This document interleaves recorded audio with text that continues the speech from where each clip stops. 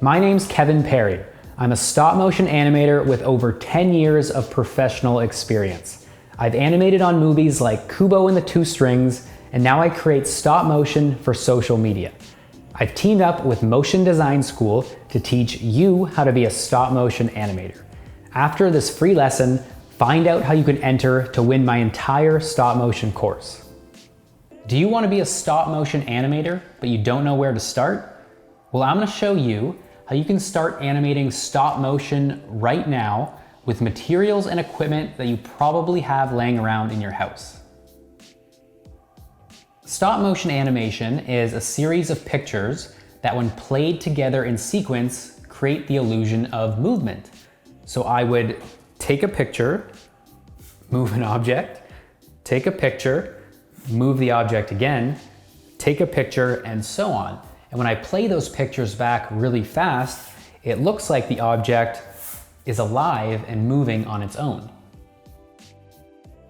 Here's what you need to get started. A constant light source like a lamp. Because we're taking pictures over time, you don't want to use sunlight coming in through the window. That sunlight's going to change and cause flicker in your animation. So grab a lamp to light your scene. A tabletop and an object to animate. And you can animate any object. If this is your first time animating, grab an object that's very simple and doesn't have moving parts. I'm going to animate a piece of paper crumpled up into a ball, and a camera to capture the pictures. The most common camera we have is a phone, so that's what I'll be using for this lesson. Now it's time to set up our scene. The first thing you need to decide is where you want to animate your object. So I'm gonna have my paper ball right here. Next, you wanna set up your camera pointing at the object. Now I have this tiny tripod and clamp to hold my phone in place. It's super important that your camera stays in the exact same spot. You don't wanna lift, take a picture, lift, take a picture. Your camera is going to be moving all over the place. And then finally, you wanna place your light source in a position that's going to nicely light your object. So you might want to grab a few lamps to create some fun lighting. Before we start animating, we need to decide on the performance of the object, or what the object is going to do. Now, the fun thing about animation is that an object can become anything in the world through movement. Think about describing how an animal moves using your hand. So I can create a rabbit, I can create a frog, I can create a snake, and I can create a butterfly. It's all the same hand, but the movement creates the character. This is the most important lesson in animation. I've decided that my paper ball is going to move like a sports car. It's going to rev its engine, it's going to peel out, and then it's going to zip around the scene. So pick a movement that's completely unrelated to your object, and then decide what the performance will be. Luckily, there are apps that make it easy to take pictures and watch your animation. Now, I have an iPhone, so I'm going to use an app called StopMotion Studio. It's free, but I've paid a few dollars to get the pro version. Whatever phone or app you decide to use, launch it, and we're going to look at a few settings before we start animating. First, you want to find the setting that controls frames per second. We're going to set it to 12 frames per second. That means that there are 12 pictures that will create 1 second of animation. Next, you want to make sure that all the camera settings are set to manual. This includes shutter speed and focus. If you leave them on automatic, they're going to set on their own each picture, and then that's going to create flicker in your animation. So you want to make sure you're in control of these settings. And once you've looked at those settings, we can start animating. I've posed up my first frame, so I'm ready to animate.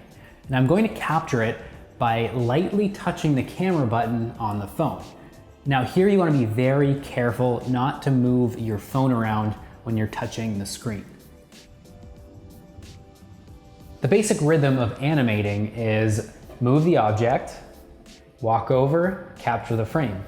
Move the object, walk over, capture the frame. And stop motion apps have built-in playback. So when you pose, you You can walk over and first play back your animation to see if the current frame feels right.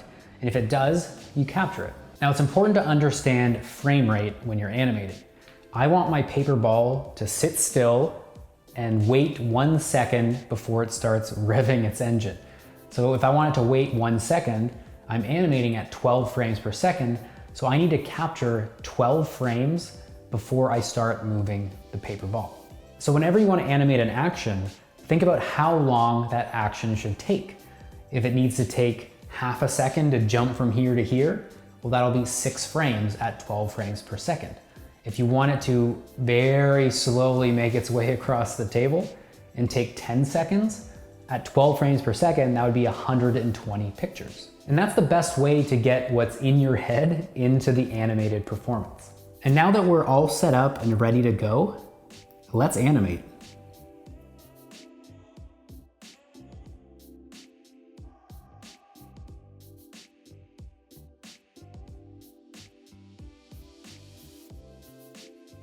I've just finished the animation.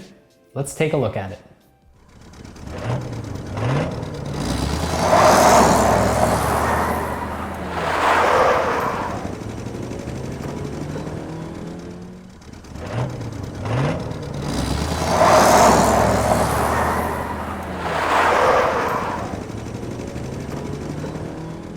When we step through my animation, you can see that smaller spaces with more frames create slower movement, while larger spaces with less frames creates faster movement. This is known as timing and spacing. Yeah, that's a pretty convincing car for a paper ball. There's 2 things I focus on when I'm animating stop motion. One is clarity. Is my performance clear? I take things 1 action at a time. So I wait, I rev the engine, I wait, I peel out the car, wait, and then zip around the scene.